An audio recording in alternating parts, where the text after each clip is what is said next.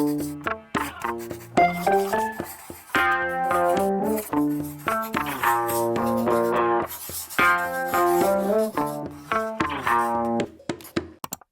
落地的时候，我就去租那个行李推车，超贵的，第一次刚来什么都不知道，我就转机大概推了30秒嘛，然后我的行李就丢到下一个转机口，然后那台车就不用了。哦，你只用了30秒吗？对，留学小白壁垒。嗨，大家好，我是 Winter， 然后这个是 Eve， 这个是 Angela。Hello， 我真的第一次才觉得留学是一件困难的事情，我以前真的觉得它只是一件美轮美奂的事情。American Dream。对，你觉得就是从你到美国的那一刻就发生困难的事了吗？第一个困难是没有家具这件事情吗？哦，对，因因为美国这边的房子几乎都没有家具，甚至是没有顶灯的，大部分都是那种落地灯。很多人都会先在 Amazon 上面吧，先买好，期待它在你一落地的那一天，或者是入住那一天刚刚好到这样。但是我的床垫就没有到，所以我第一天就睡在了3件棉被上。我觉得那是我人生最惨痛的一天。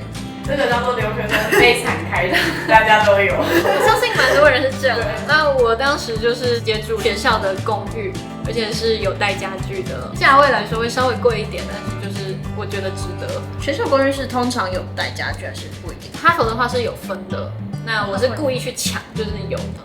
但这种东西你就要很早抢。我当时3月一放榜之后，马上开始想我要住哪里。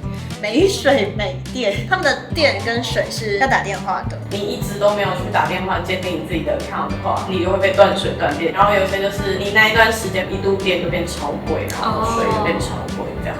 对，所以入住的时候一定要先打给大楼合作的电力公司每一栋大楼都不太一样。反正我那个时候打了2个小时，但我有坚持住。2个小时，我打了1个礼拜没有。我就让它放在那边，它就是2个小时一直叫我等，我就直接等因为它下去。会一直转接。啊，你们都是悲惨开局真的吗？因为我们没有住学校宿舍。最近全部都在搬，大家都在排队，而且他就会不让你搬东西，他就说你一定要预约电梯。啊。对对对，大楼会这样。所以我觉得大家可以提早来。对，也还好你比较早来。关于找房子这个事情，是不是也可以分享一下？我觉得我这样子有一定的风险，但是我直接在小红书上找，跟你讲，在小红书上很多中介，当然你可能分不清楚它是不是诈骗，但是美国的大楼好像都会有官网嘛，就是他们不是私人的房东，我们叫做 A 大楼，然后它就会有个 A 大楼的网站，然后如果传了那个的私人链接给你，我觉得那好像就会是正确。但是那个就要付中介费跟担保费，我在4月的时候我就付了4000美乘以3倍，好贵哦！你的担保费是1个月哦，担保费是1个月，对，就是这也是你很勇敢耶，我勇敢对，因为你不止你要给他钱，包含说因为你要住公寓，你的个人资料什么护照那些是不是都要给他？哦对，而且我们那边比较抢手，因为我们离哥大就有3分钟。你如果想要看这个房子的 details 的话，你要先付20块填一个表格，然后那时候就要先给你的基本资料了。我通常看到这个都觉得是诈骗，是诈骗吧？就有点像占位，我就盲付了快40万台币。我其实也是蛮紧张的，可是不算被还好你有算被可怜，被骗。有些人是就是来这边，然后可能先住个饭店，然后顺便去附近看房子。对，我觉得这样可能比较务实一点。对，但你要有比较充裕的时间才能这样子做。对，纽约应该算是美国第1高的房价了。对啊，你的房租应该比我们贵3到7倍。没有，我朋友还有我2倍的，我一直都觉得我还好。我昨天坐飞机来，我真的觉得哇，这边小木也不是，他们都是小动新物英格兰建筑啊，对啦。然后我昨天来的时候就觉得这边很干净，比较简单，不像纽约那么的车水马龙。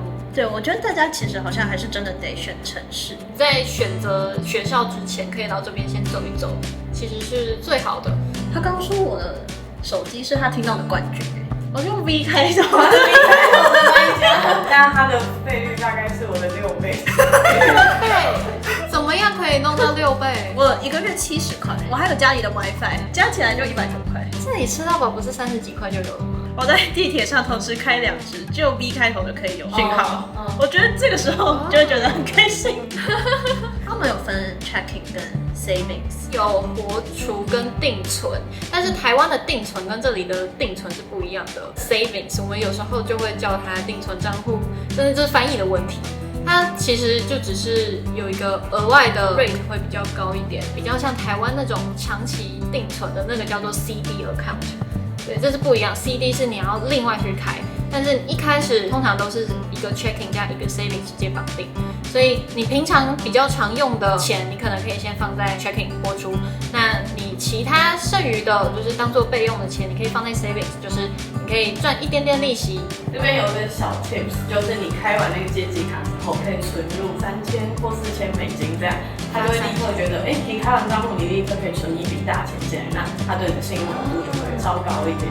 其实我是一个不太敢记账的人，不是想不想，是一个不敢。其实我自己如果到外面买一个大便当，那便当分量都超级大，我有时候是可以直接把它切一半，然后回家你可能再烫个青菜，你就真的是2餐。那你们有比较推荐在哪里买食材吗？波士顿这边的话是 Market Basket 最便宜，然后还有 Star Market， 像 Whole Foods 它是标榜有机超市，有时候它可能会对，而且同一种水果哦，它会故意分2区。对，你一进去会先看到有机的会比较贵啊。如果你真的是要省钱的话，你可以再多走远一点，你还会看到一模一样的水果，然后又比较便宜。因为我那天去买洛梨，然后就是两边，我以为是熟度的问题，但后来觉得好像没有，它下面应该会写 organic。我想说为什么？纽约的话，蛮推荐就是法拉盛那边，还蛮多很便宜的中餐厅。其实我们有时候也会从 We 上面去订那里的东西。纽约的地铁不管怎么样，好像都是2.9块。他都会看你搭到哪里，他就是你看你好手。对，所以你坐1站跟坐20站的价钱是一样的。对，我在晚上10点还是11点的时候搭过一次，真的很恐怖。比如说，因为我是礼拜5晚上去 K Town 那边玩，然后回家好混乱，就是会有一些人可能在里面太放松了，他们可能吃了一些东西，然后喝了一些东西，然后就比较嗨。我之前在纽约的地铁上，真的是有人是就是这样扒着你前面的杆子，然后问你有没有钱。尽量眼神就不要跟他对到。对，你不要去碰到他，其实也不会真的碰到你。我有一次出去玩，又从副驾驶下来，结果我下来的时候我就听到那个就是那种这种脚声，这现在已经很可怕。我就立马转过去，结果有个游民，他就突然朝我冲过来，我真的吓死了。结果那个人就只是跑来吓我一下，但我也是很怕他就是突然，但怕他身上一念之间就攻击我。波士顿说比较安全。因为波士顿有波士顿其实算数1数2安全城市。你说如果真的在路上遇到游民啊，他其实也蛮知道就是彼此的界限，他是完全不会去碰到你的。这是认真分享，认真要怎么在这边活着。如果大家对我们的精彩故事有兴趣的话，精彩故事，可以。纽约的私房景点，对，下次带你去，等你们有空的去。好，那这一集就这样。